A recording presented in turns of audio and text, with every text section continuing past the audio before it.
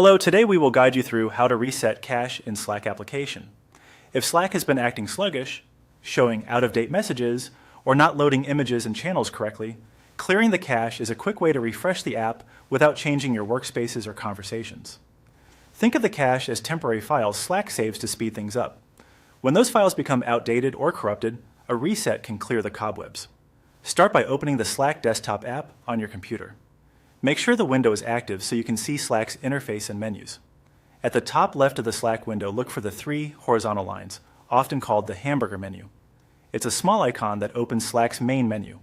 If your window is very narrow, you may need to maximize it to spot this icon clearly. Once you see the three lines, click them to open the menu. With the menu open, move your mouse to the Help option. Don't click yet. Just hover your cursor over Help. You'll notice a side panel or submenu appear. This is where Slack groups tools that can diagnose and fix common issues. Keeping your mouse steady over Help will keep that submenu visible. Next, in the submenu that appears, hover over Troubleshooting. This section contains options designed to solve performance or display problems. As you hover, another list will appear with actions you can take. From that list, click Clear Cache and Restart. The moment you select this option, Slack will close and relaunch on its own.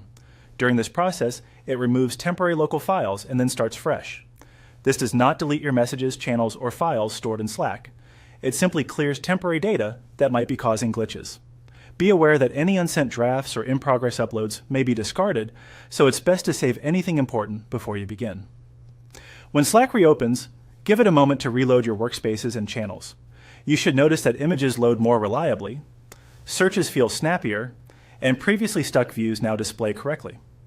If you were experiencing inconsistent notifications or stale content, those issues often resolve after a cache reset.